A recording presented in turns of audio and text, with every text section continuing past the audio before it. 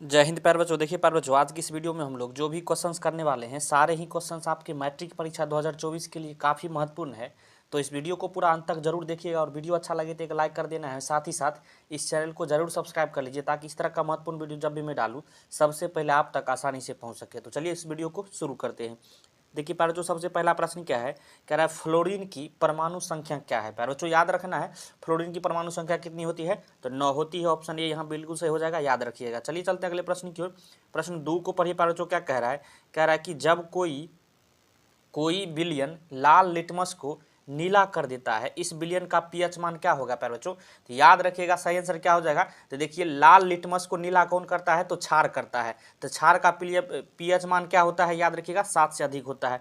Option B सही हो जाएगा, याद रखिएगा। चलिए चलते अगले प्रश्न की ओर। प्रश्न 3 को पढ़िए, कह रहा है ऑक्सीजन का परमाणु भार क्या है। प्यारे बच्चों द्रव्यमान जो है इसका पूछ रहा है। तो याद रखिएगा ऑक्सीजन का क्या होता है, देखिए परमाणु संख्या का लगभग डबल आप कर दीजिए, वही परमाणु भार कहलाता है। तो ऑक्सीजन का परमाणु संख्या 8 है, तो 8 का डबल करिएगा 16, इसका बिल्कुल सही आंसर हो जाएगा। ऑप्शन सी बिल्कुल सही, याद रखिएगा। प्रश्न जो है 4 को पढ़िए, कह रहा है बॉक्साइट निम्नांकित में किस धातु का अयस्क है। बॉक्साइट जो है किस धातु का अयस्क है प्यारे बच्चों, काफी महत्वपूर्ण प्रश्न है, बार बार पूछा जाएगा आपसे, याद रखिएगा। सही आंसर इसका क्या हो जाएगा, तो एल्युमिनियम का ये अयस्क होता है। ऑप्शन सी बिल्कुल सही है, याद रखिएगा। चलिए चलते हैं अगले प्रश्न की ओर। प्रश्न 5 को पढ़िए प्यारे, जो क्या कह रहा है, कह रहा है धातुओं की क्रियाशीलता का सही क्रम ज्ञात करिए। सही क्रम क्या है प्यारे बच्चों, तो धातुओं के आपसे पूछ रहा है। तो यहाँ जो है ऑप्शन डी बिल्कुल सही हो जाएगा, Na उसके बाद Mg Zn तब Cu। ऑप्शन डी बिल्कुल सही, याद रखिएगा। प्रश्न जो है 6 को पढ़िए, क्या कह रहा है, कह रहा है कि Fe2O3 प्लस 2Al ये बन रहा है, इसका प्रोडक्ट क्या है, Al2O3 प्लस 2Fe निम्नलिखित में से किस प्रकार की अभिक्रिया है प्यारे बच्चों। देखिए प्यारे बच्चों ध्यान से देखिए, यहाँ जो है Fe2O3 है और Al है। तो यहाँ से देखिएगा तो क्या बना है, Al2O3, मतलब Al यहाँ से आया और उसके बाद ऑक्सीजन यहाँ से आ गया।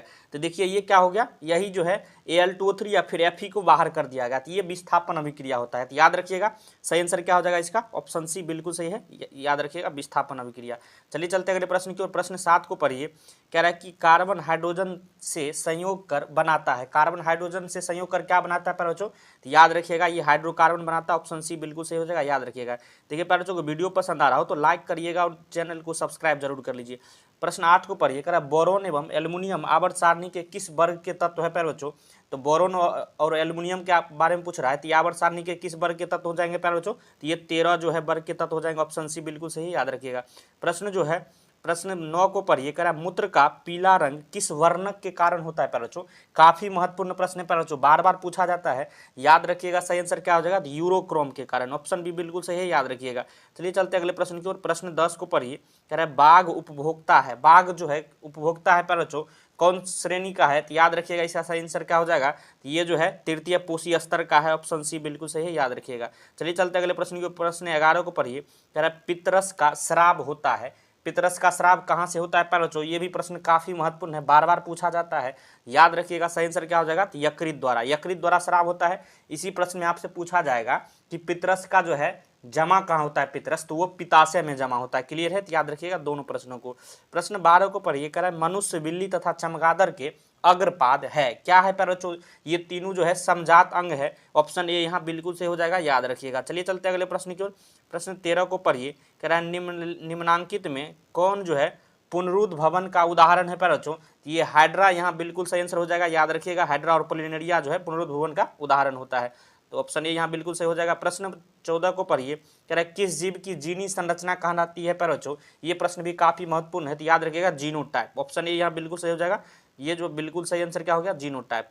प्रश्न 15 को पढ़िए, क्या कह रहा है प्यारे बच्चों, ये प्रश्न भी बहुत ही महत्वपूर्ण है।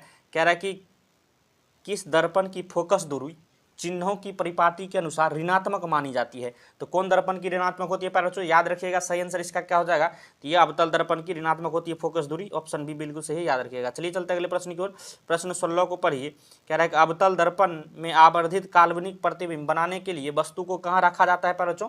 आपसे क्या पूछ रहा है कि अवतल दर्पण में आवर्धित काल्पनिक प्रतिबिंब बनाने के लिए वस्तु को कहाँ रखा जाता है। याद रखिएगा प्यारे बच्चों, काफी महत्वपूर्ण प्रश्न है। तो फोकस और ध्रुव के बीच रखा जाता है। ऑप्शन यहाँ ए यहाँ क्या हो जाएगा, बिल्कुल सही हो जाएगा, याद रखिएगा ऑप्शन ए बिल्कुल सही है। चलिए चलते अगले प्रश्न की ओर। प्रश्न जो है 17 को पढ़िए, कह रहा है प्रकाश के अपवर्तन के नियम है। कितने नियम है पर बच्चों प्रकाश के अपवर्तन के? तो याद रखिएगा सही आंसर क्या हो जाएगा, तो 2 नियम है, ऑप्शन बी बिल्कुल सही हो जाएगा, याद रखिएगा। चलिए चलते अगले प्रश्न की ओर। प्रश्न 18 को पढ़िए, कह रहा है किसी माध्यम के अपवर्तनांक का मान क्या होता है प्यारे बच्चों?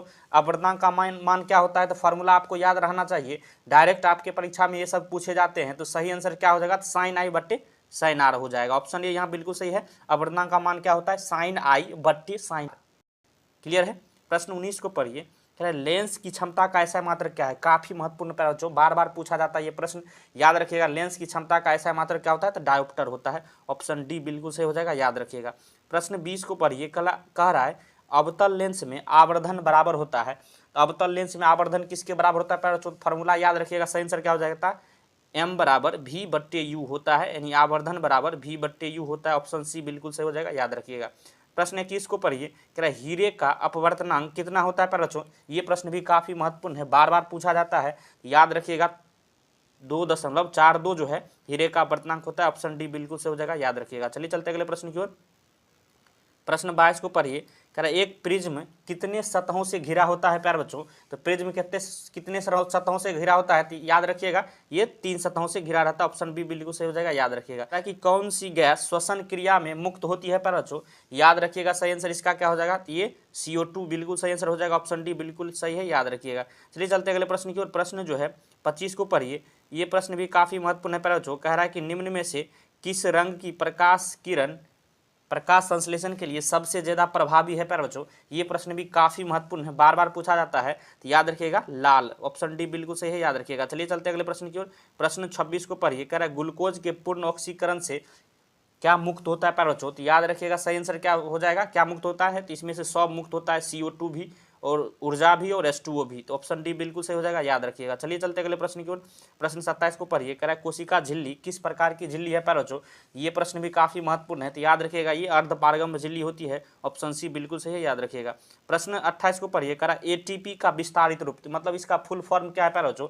याद रखिएगा काफी महत्वपूर्ण है, बार बार पूछा जाता है, तो सही आंसर इसका क्या हो जाएगा, एड्रीनोसिन ट्राइफॉस्फेट, ऑप्शन सी बिल्कुल सही है, याद रखिएगा। चलिए चलते अगले प्रश्न की ओर। प्रश्न 29 को पढ़िए, कह रहा है कि स्टार्च की उपस्थिति की जांच के लिए किस विलयन का उपयोग किया होता है प्यारे बच्चों? याद रखिएगा सही आंसर इसका क्या हो जाएगा, तो आयोडीन का, ऑप्शन ए यहाँ बिल्कुल सही है, याद रखिएगा। चलिए चलते अगले प्रश्न की ओर। प्रश्न 30 को पढ़िए, कह रहा है कि प्रकाश संश्लेषण की दर निम्न में से किन कारकों पर निर्भर करती है प्यारे बच्चों? याद रखिएगा सही आंसर इसका क्या हो जाएगा, तो यहाँ जो है प्रकाश के गुण पर भी निर्भर करती है, प्रकाश की मात्रा पर भी, तो ऑप्शन सी बिल्कुल सही हो जाएगा, ए और बी दोनों, याद रखिएगा। देखिए प्यारे बच्चों आज की इस वीडियो हमने जो है साइंस के काफी महत्वपूर्ण 30 ऑब्जेक्टिव प्रश्न इस वीडियो में किए हैं। ये सारे ही प्रश्न बार बार आपके एग्जाम में पूछे जाते हैं, याद रखिएगा सभी प्रश्नों को। अगर वीडियो आपको पसंद आया हो तो लाइक करिएगा, चैनल पर नए सब्सक्राइब कर लीजिए, क्योंकि इस तरह का महत्वपूर्ण वीडियो आपको हमेशा मिलता रहेगा। वीडियो देखने के लिए धन्यवाद, मिलते हैं नेक्स्ट वीडियो में, तब तक के लिए जय हिंद जय भारत।